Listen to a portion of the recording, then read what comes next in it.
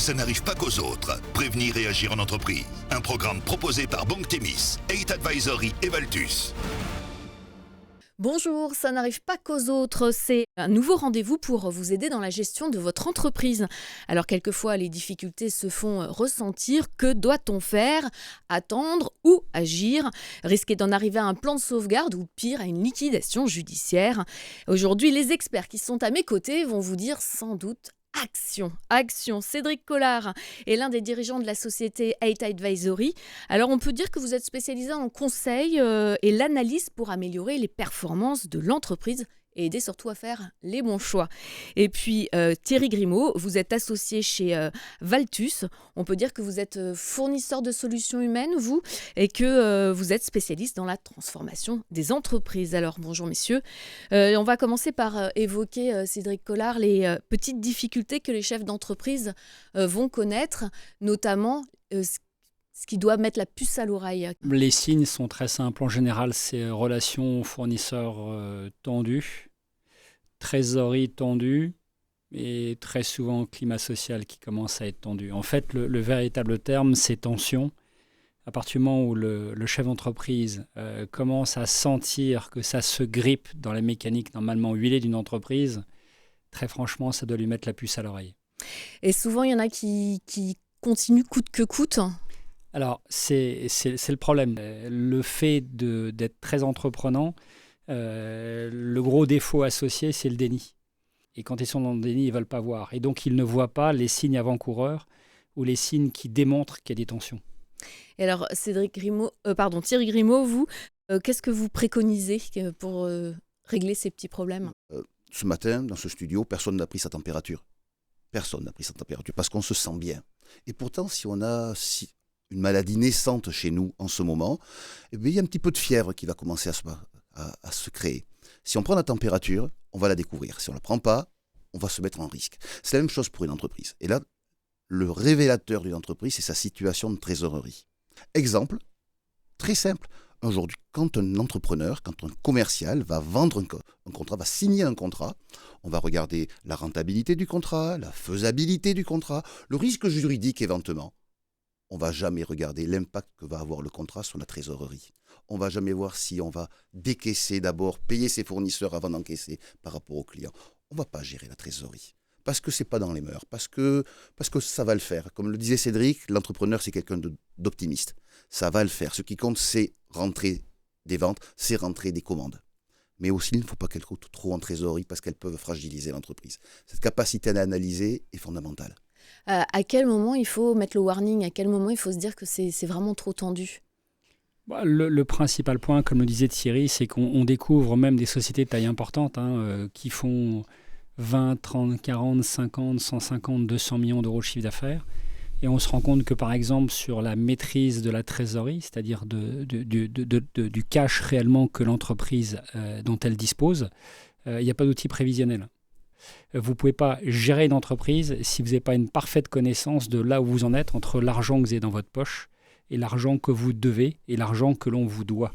Le problème, c'est que les dirigeants se rendent compte trop tard qu'ils n'ont plus de trésorerie, qu'ils n'ont plus d'argent dans les caisses. Et là, à ce moment-là, il y a plein de solutions. Ce qui est un peu dommage, c'est qu'il aurait fallu qu'ils s'en rendent compte de manière prévisionnelle 1 mois, 2 mois, 3 mois. L'idéal, c'est 6 mois à l'avance, c'est 9 mois à l'avance. D'accord ? Mais à quel type de service fait-il appel le chef d'entreprise? Parce que qui doit-il contacter en priorité? Il faut bien voir une chose, c'est que rentrer dans la difficulté, une entreprise qui rentre dans la difficulté va changer de monde. Elle va rentrer dans un monde qu'elle ne connaît pas, que le dirigeant ne connaît pas, que les responsables commerciaux ne connaissent pas, que les salariés ne connaissent pas. On est dans un monde différent, où le droit est lui-même différent. Le droit n'est pas le droit commun, le droit a des exceptions qu'il faut connaître. C'est un travail de spécialiste, comme le disait Cédric. Alors encore, on va les aider. D'abord, il y a peu de gens qui s'improvisent du jour au lendemain, responsables d'entreprise en difficulté, sans l'avoir rencontré par soi-même. J'aurais tendance à dire qu'une grande majorité des intervenants, qu'ils soient experts comptables, qu'ils soient dirigeants d'entreprise, managers de transition, banquiers, ont connu eux-mêmes des difficultés. Ils l'ont vu. Ce sont des sujets qu'ils ont résolus, qu'ils ont traversés, et que très souvent, ils vont essayer d'aider leur entourage, vont en faire en quelque sorte un métier de cette expérience. C'est une expérience spécifique. Qu'est-ce qu'on va faire? On va essayer de leur éclairer le chemin. D'abord les bons réflexes, avec eux, les aider à prendre conscience. Prendre conscience est excessivement important.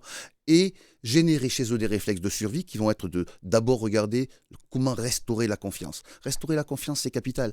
Si on ne vous fait pas confiance, on ne vous fera pas crédit.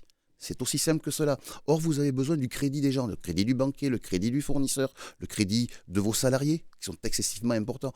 Sauver une entreprise, c'est tout le monde. On va tous sauver l'entreprise ensemble. Il faut leur expliquer. C'est pas naturel, c'est pas intuitif.